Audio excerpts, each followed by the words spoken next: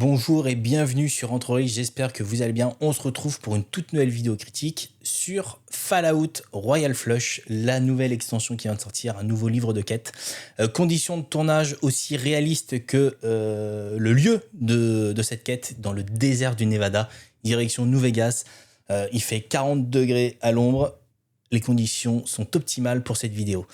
Avant de vous présenter l'ouvrage et de vous faire une critique finale, on tenait à vous remercier pour le soutien, parce que vous êtes de plus en plus nombreux à nous soutenir chaque jour et ça fait extrêmement plaisir.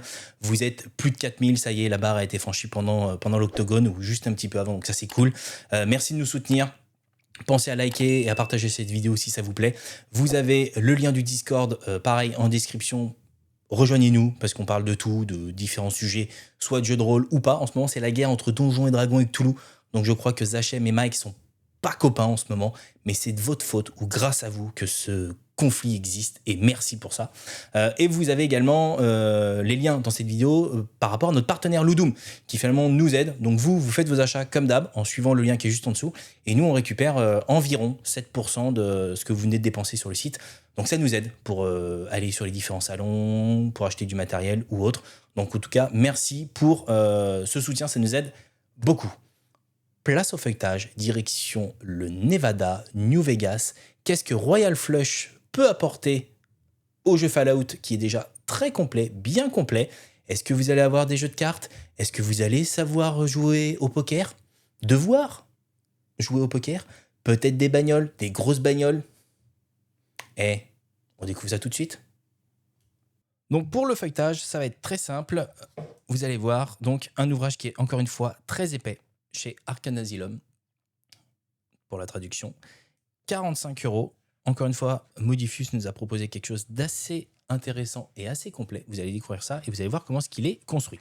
Première partie, l'introduction. Donc là, c'est ce que je vous expliquais dans le début de cette vidéo. Vous allez avoir le contexte, les histoires et l'antagoniste principal avec ses différentes motivations. Donc là, vous allez faire la rencontre, en tout cas, mais vous allez avoir surtout les éléments sur Major Boulanger qui finalement a des ambitions de nouvelle guerre. Le but, c'est de distribuer un maximum d'armes gratuitement autour de chez lui dans les différentes zones pour qu'en gros, il y ait une nouvelle guerre et qu'il y ait un nouvel équilibre qui s'installe. C'est particulier comme fonctionnement, surtout dans l'univers de Fallout, c'est assez représentatif de l'ambiance. Chapitre 1, et celui-ci, il est très intéressant pour tous les MJ. C'est-à-dire que même si vous ne voulez pas jouer la quête, là, vous allez avoir des éléments hyper intéressants. Donc là, vous allez avoir des nouvelles origines de personnages avec le vestige de l'enclave, où là, vous allez avoir quelqu'un qui finalement va être spécialisé dans la discrétion ou dans la survie, avec des systèmes de cache de matériel que vous pouvez récupérer en dépensant des points de chance. Donc, ça peut être hyper intéressant pour justement jouer un peu d'infiltration. Disciple de l'Apocalypse. Et là, celui-ci, il est assez intéressant. C'est-à-dire que vous allez avoir des atouts de discours, médecine, réparation ou même la science. Jusque-là, en lien avec un médecin, ou en tout cas avec un disciple de l'Apocalypse. Mais petite particularité, c'est que vous n'avez pas le droit de tuer. Mais tuer directement ou indirectement. C'est-à-dire qu'en gros, à partir du moment où vous avez mis un ennemi à 0 point de vie, il faut le laisser en vie. C'est-à-dire que 0 point de vie, il n'est pas mort. C'est si vous allez au-delà, il n'est pas mort, il faut le laisser en vie. Si jamais vous le tuez, directement ou indirectement, de genre, ouais, mais j'ai mis une bombe à un endroit, je savais pas qu'il allait y avoir des gens et tout, et vous tuez du monde, c'est un point de chance en moins. Donc, ça peut faire très mal. Donc, celui-ci, très intéressant. Ensuite, vous allez avoir initié des Vipers. Dans celui-ci, c'est clairement atout, discrétion, médecine, résistance au poison. Donc, ça, c'est plutôt cool. Et il a un pack pillard qui est plutôt intéressant. Ensuite, vous allez avoir les règles de bivouac. Et là, les règles de bivouac fonctionnent avec l'hiver d'atomes. Donc ça, c'est plutôt intéressant. Et ça fonctionne de plusieurs manières. C'est-à-dire qu'en gros, vous allez avoir un système, surtout pour, j'allais dire, les petits campements que vous allez créer au fil des parties, surtout sur la partie voyage, où finalement, au lieu d'avoir le classique, on se pose, on se repose pendant la nuit, puis hop, au réveil, on a récupéré tout, là, vous allez avoir des éléments, des exemples d'événements pendant la nuit. Donc c'est plutôt cool, ça permet d'avoir une table de visiteurs où vous allez avoir des petites choses qui vont se passer durant la nuit et ça permet de mettre un petit peu de piment dans votre road trip parce que finalement c'est quand même assez intéressant. Des petites règles supplémentaires sur les règles désolées désertiques, où là, finalement, vous allez avoir des conditions environnementales, tempêtes, des vagues de chaleur, des inondations subites qui peuvent durer un certain nombre de temps. Ça permet finalement de gérer un peu la soif et la déshydratation. Donc, c'est vraiment des mécaniques qui deviennent actives et plus passives et qui pouvaient être mises de côté par le MJ. Donc là, ça devient tout de suite beaucoup plus intéressant et un peu plus challengeant de se faire ce petit road trip à travers le Morave. Ensuite, des petites règles de voyage pour justement le traverser. Donc là, en gros, comment est-ce que ça se passe? Ça se passe en 4 étapes, plutôt simple, où en gros, vous allez avoir le choix de la destination, hop, avec la difficulté. Ensuite, vous allez avoir un guide qui va vous aider. Le test d'orientation, à quelle allure vous allez aller aussi. Donc, c'est toutes ces choses-là qui vous permettent de rajouter un peu d'éléments sur le voyage et pas que ce soit je vais d'un point A à un point B, c'est qu'est-ce qui va se passer au fur et à mesure. Donc il y a plutôt un bon équilibre avec les options de zoom rapide. Le MJ va choisir quand couper entre guillemets les voyages et quand là je mets une scène pour qu'en gros il y ait quelque chose d'un peu plus intéressant. Donc plutôt bien fait, mais c'est surtout en lien avec la grosse partie, j'allais dire des rajouts de règles, qui sont les véhicules. Et là c'est vraiment un gros rajout. En tout cas, c'est l'un des gros éléments, parce que pour faire les road trips dont vous allez avoir besoin sur les chapitres prochains, vous allez avoir besoin de véhicules. Donc là, vous avez toutes les mécaniques de jeu, les actions de déplacement, les manœuvres, accélérer, piloter sur la défensive, conduire pied au plancher, les tests de terrain. Toutes ces choses qui finalement vont pouvoir donner un peu plus de sel, un peu plus de vie à vos parties, et pas juste je vais d'un point A à un point B. La partie véhicule a aussi un rôle à jouer, parce que vous allez avoir des courses-poursuites, donc des attaques, donc finalement aussi de la défense. Ça permet de rajouter des éléments. En sachant que ce n'est pas de la simulation, c'est aussi à la discrétion du MJ, mais en tout cas, vous allez avoir toutes ces choses qui sont à disposition et qui vont permettre de rendre vos voyages peut-être un peu plus dynamiques et un peu plus fun avec vos joueurs. Ensuite, vous avez une autre partie qui sont les decks de rencontres. Donc là, c'est une innovation qui est assez intéressante sur cette partie-là. C'est-à-dire que là, vous allez prendre un jeu de cartes de 52 cartes, un jeu de cartes classique. Et chaque couleur, en tout cas chaque catégorie, vont vous amener des choses.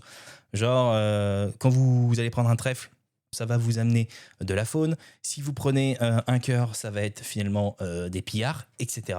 Et les valeurs, la dangerosité finalement de la rencontre. Donc c'est plutôt pas mal et c'est plutôt innovant, parce que vu que le jeu, petit rappel, Royal Flush, ça se joue avec des cartes.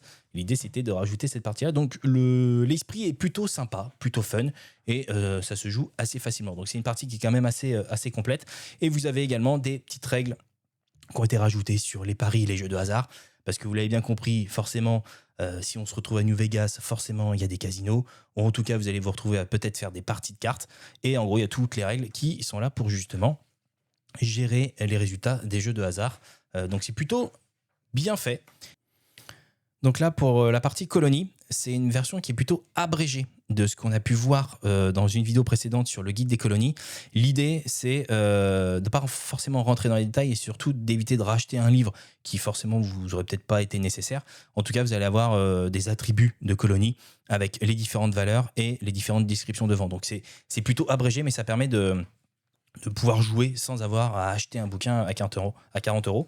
Donc c'est plutôt plaisant. Donc là, on va arriver sur la partie campagne avec un chapitre 2 qui est quand même assez costaud, vous allez voir. En gros, ça va servir de tutoriel et d'accroche. C'est-à-dire qu'en gros, en tour d'horizon, vous allez rencontrer les 3 familles mafieuses de Noreno, les Ring, contrebandiers d'alcool, nobles alliés de la NRC, les Bishops et les Mordino. Vous allez avoir des conseils pour établir une base opérationnelle, d'opération. Donc ça, c'est plutôt déjà un bon élément.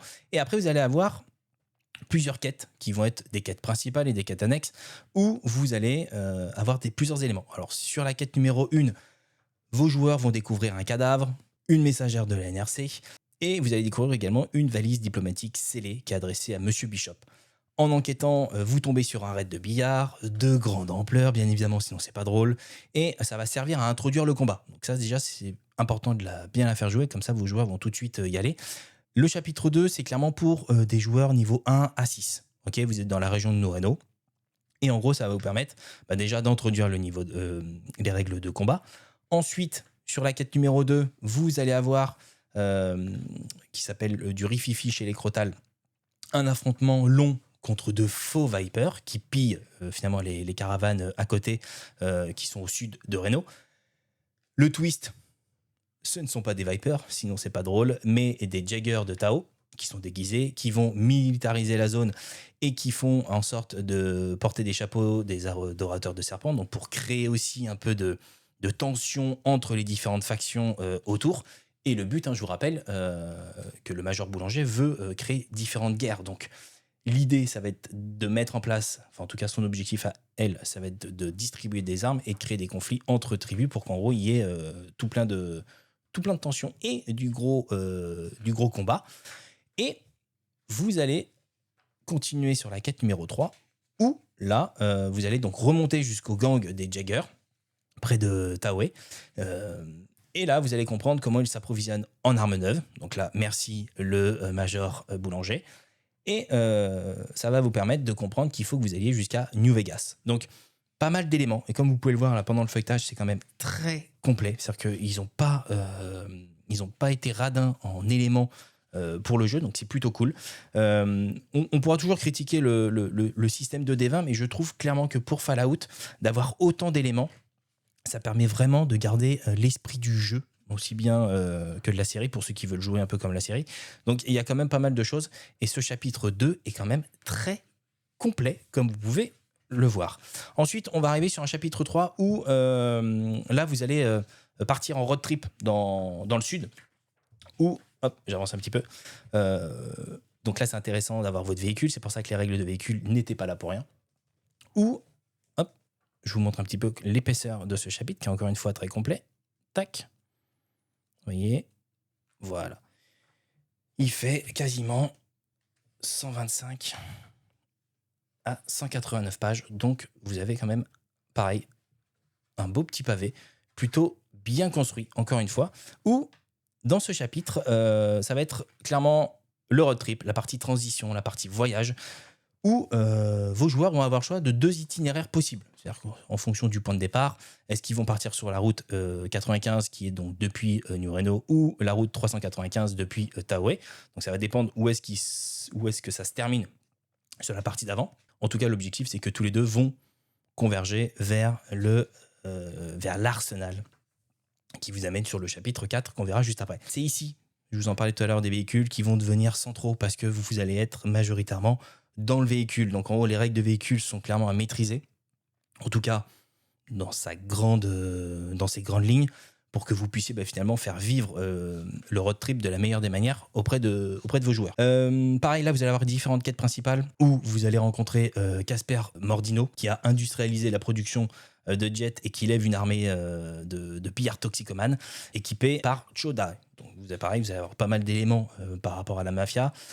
Et ils se dirigent vers New Reno. Vous allez avoir la présence de l'évêque H, que vous avez vu, hop, juste ici, qui est une goule, pour ceux qui n'ont pas vu la série, ou pour ceux qui n'ont pas joué à la série ou aux jeux vidéo non plus. C'est une vieille goule qui finalement il dirige la communauté mormone et va tenter de contenir Mordino. Donc les PJ doivent décider du sort de Mordino, soit le laisser faire, qui vont potentiellement conduire à un bain de sang. Donc ça va être à vous de choisir. Si vous avez pris la route 395, donc là c'est une variante par rapport au point de départ, vous allez rencontrer les Claire Angel qui vont essayer de vous recruter pour ouvrir une route commerciale qui vont vous permettre de créer finalement, de fournir soit de la motivation et du transport aux différentes zones dans lesquelles vous allez aller. Et ça va permettre de reconstruire Taoué après le passage des Jaggers qu'on a pu voir dans le chapitre premier. Donc pareil, vous êtes sur quelque chose, c'est clairement une transition avant d'arriver à New Vegas, mais ça vous permet finalement aussi d'avoir un impact sur la vie dans le Morave, et pas juste je passe, je fais mes actions, mais que vous soyez vraiment impliqué et qu'en gros vous soyez même considéré comme soit des sauveurs ou partie prenante carrément de la communauté. Et la dernière partie, c'est une arme dans chaque main, où là, les PJ vont se confronter au maire d'Alex Chamber et de Chodae. Là, vous allez avoir une enquête, une partie enquête sociale, de corruption, de suivi sur les routines quotidiennes de Chodae, avec un peu d'infiltration. Et vous allez obtenir les différentes pièces du puzzle qui vont pointer carrément sur le Major Boulanger, plus au sud. Et c'est là où vous allez prendre la route direction New Vegas. Donc pareil, c'est un chapitre qui est bien complet, en tout cas pour une transition qui se veut, j'allais dire, très road trip. Vous allez avoir quand même pas mal d'actions à réaliser sur les différentes villes que vous allez rencontrer. Donc plutôt pas mal. Donc là, on se retrouve sur le chapitre final où vous allez avoir la conclusion de cette campagne. En termes de lieu, vous allez vous retrouver à New Vegas en 2280. Donc vous allez avoir une description de la ville, comment est-ce qu'elle fonctionne. Et en termes de quêtes qui sont en lien avec le scénario principal, vous allez devoir rencontrer Urk et l'intercepter. Donc Urk, c'est un super mutant qui finalement distribue des armes dans son gros véhicule fourgon blindé. Et ensuite de quête, vous allez devoir l'intercepter. Donc les règles de véhicule que vous avez rencontrées au tout début de l'ouvrage vont prendre tout leur sens là-dedans, parce que vous allez devoir soit faire des embuscades tactiques, soit le confronter en véhicule. Donc le chapitre s'appelle d'ailleurs Monster Truck. Et ça va vous donner des éléments, des indices sur l'endroit où la base militaire de Boulanger se trouve, et vous allez devoir y aller. Sur cette base, qui finalement n'est pas forcément une forteresse, mais c'est clairement un entrepôt militaire, un vieux hangar, bah là, vous allez avoir différentes options possibles. C'est-à-dire que pour la conclusion, ça va être à vous de choisir, en tout cas vos joueurs, de choisir sur est-ce qu'ils décident de se replier, est-ce qu'ils font un assaut frontal, est-ce qu'ils décident justement de pourparler justement avec la Major, pardon, pour savoir si oui ou non, bah finalement la conclusion va aller dans ce sens-là. Une conclusion épique. Toujours, ça va être à vous de décider avec vos joueurs comment est-ce que ça va se passer. En tout cas, là où c'est bien, c'est qu'en gros, vous allez avoir des éléments pour la suite. C'est-à-dire qu'en gros, là, vous allez, hop, la conclusion. Mais c'est surtout qu'on vous suggère, voilà, les quêtes futures avec les retombées de qu'est-ce qui peut se passer par la suite. Donc, vous allez avoir différents éléments en fonction des choix de vos joueurs. Bah, qu'est-ce qu'il peut y avoir sur les différentes villes que vous avez rencontrées pour que vous puissiez continuer l'aventure, en tout cas la campagne, même si elle s'est terminée avec la conclusion que vous aurez décidé. Qu'est-ce qu'on fait sur les différentes villes qu'on aura rencontrées avec les différentes quêtes futures? Est-ce que le dépôt, on le transforme en forteresse, en château, en foyer? Est-ce qu'on décide de créer une faction là sur place? Donc, tous ces éléments qui sont là pour la conclusion et qui sont plutôt intéressants. C'est-à-dire que c'est pas juste, hop, on termine, admettons, ils ont décidé de buter le Major, boum, c'est terminé, ciao, bonsoir.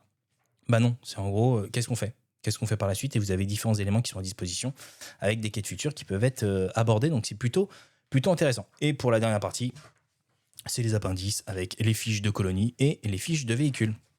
Voilà pour le feuilletage complet. On se retrouve pour ma conclusion et je vous dirai ce que ça vaut. Alors cette conclusion, qu'est-ce que j'en pense de cet ouvrage Royal Flush, donc qui est disponible pour rappel chez Arcane Asylum au prix de 45 €. C'est une gamme qui vit déjà chez Fallout, on va pas se mentir, c'est plutôt rassurant parce que Modiphius en ce moment est plutôt en fin de licence, j'allais dire, avec d'autres jeux comme Dune ou l'arrêt de Achtung Cthulhu pour foncer sur autre chose de Cthulhu, toujours dans le même univers, mais en tout cas Achtung Cthulhu s'arrête. Donc de savoir que Fallout continue, c'est plutôt rassurant pour tout le monde. Qu'est-ce que j'en ai pensé? Donc déjà, en point positif, vous allez avoir tout le rajout de règles qui a été fait au début de l'ouvrage avec les véhicules, avec les différentes origines qui ont été rajoutées. Le fait de rajouter des règles pour la gestion des jeux de paris que vous allez pouvoir avoir dans le jeu, les différentes zones que vous explorez, l'antagoniste, qui finalement est typique de ce qu'on peut avoir sur le jeu Fallout avec des idéologies complètement bernées et en gros, je veux pas savoir autrement et puis on y va. C'est du fan service, clairement, pour les fans de Fallout. Et tant mieux, parce que finalement, c'était aussi une zone qui était attendue, hein, New Vegas et ses alentours. Donc là, autant y aller à fond. Et clairement, c'est jackpot. Ça se veut bac à sable. En tout cas, je mets dans les positifs parce que ça se veut bac à sable dans le sens où vous pouvez faire un peu ce que vous voulez et c'est plutôt cool. Mais, et ça arrive sur la partie négative, c'est assez dirigiste. En gros, même si vos joueurs vont vouloir aller à droite ou à gauche, finalement, tous les chemins vont arriver à l'arsenal. En même temps, vous ne direz pas le choix, c'est une campagne et qu'en gros, il faut quand même qu'on arrive à la conclusion. Mais c'est quand même assez tourné. Vous avez deux chemins possibles. Vous voyez, quand vous attaquez le chapitre 2, vous avez deux chemins possibles et finalement, les deux vous emmènent à Arsenal.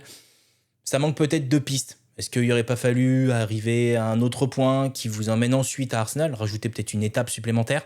C'est le petit bémol que je peux ressortir sur la campagne. C'est pas une campagne que vous allez pouvoir mettre dans les mains de tout le monde non plus, aussi bien sur les MJ, là, clairement confirmé, mais sur un groupe de joueurs qui se veut régulier. Parce que là, vous êtes sur une campagne quand même longue, là, avec tout ce que je vous ai montré, toutes les quêtes, tous les éléments que vous avez en annexe, en termes de voyage. C'est clairement quelque chose qui peut prendre une bonne année, clairement. Donc, vous êtes sur sur un supplément 45 euros. Donc, vous êtes sur un supplément 45 euros qui les vaut, on va pas se mentir. Maintenant, à doser, savoir est-ce que oui ou non vous en avez besoin pour jouer avec vos joueurs. Est-ce que vous êtes sur un rythme qui finalement se veut assez régulier ou vous jouez toutes les semaines et let's go, là je vous encourage à y aller. Si par contre vous jouez à Fallout de manière temporaire, occasionnelle, là ce sera à vous de faire votre choix sur tous les éléments que j'ai pu vous montrer pendant le feuilletage et que je vous ai expliqué durant cette vidéo. Ce qui est bien avec Fallout, c'est qu'à chaque nouvel ouvrage, ils rajoutent des nouvelles règles, des nouveaux compléments, des nouvelles zones, et ça c'est cool. Mais ça oblige, et vous l'avez vu à certains moments, ils font des liens avec la partie colonie. Alors la partie colonie a été abrégée dans cet ouvrage pour que vous puissiez quand même y jouer sans forcément avoir le guide complet. Mais indirectement, il vous fait comprendre, achète le guide colonie parce que c'est pas mal. Des petits clins d'œil à l'hiver d'Atome en mode si tu veux jouer avec l'hiver d'Atome avec les éléments de voiture ou autre, prends l'hiver d'Atome aussi. C'est le jeu, ça fait partie du fonctionnement. Donc à vous de voir. C'est-à-dire que si vous êtes déjà à fond sur Fallout et qu'en vous avez tous les ouvrages, allez-y, ça va plaire à vos joueurs, vous plaire à vous parce que vous avez quand même de bons moments épiques et complètement what the fuck à l'intérieur. Donc clairement, foncez. Voilà pour mon avis. Je vous avoue que je ne sais pas quand est-ce que je ferai jouer du Fallout sur la chaîne parce que c'est un jeu qui se veut long terme. C'est pas un jeu que vous faites sur un one shot, même si on a le kit d'initiation et qu'on pourrait, la boîte de découverte et qu'on pourrait la faire avec Max. À voir dans le temps. Peut-être qu'on se synchronisera avec une autre chaîne. Je pense peut-être à la JR Academy, je sais qu'ils l'ont déjà fait. Donc à voir avec eux, voir peut-être déjà avec nous si on veut le faire. Mais voilà en tout cas pour la présentation critique de Royal Flush. Dites-moi en commentaire ce que vous en avez pensé. Dites-moi si il y a des éléments que vous aimeriez peut-être que je rentre un peu plus dans les détails et que je vous réponde en commentaire. J'ai essayé d'être le plus complet possible avec pas mal de spoilers. Donc en gros, forcément, vous avez quand même pas mal d'éléments pour faire déjà votre choix. Mais s'il y a des choses dans lesquelles je ne suis pas rentré en détail, n'hésitez pas à le mettre en commentaire. Et comme toujours, likez cette vidéo, partagez-la autour de vous et continuez de nous soutenir au quotidien. Vous êtes de plus en plus nombreux, je vous l'ai déjà dit. Likez, ciao, bonsoir. Il fait trop chaud pour faire une vidéo qui dure 1000 ans. Et des gros bisous. Salut, je vais prendre une douche. Ciao.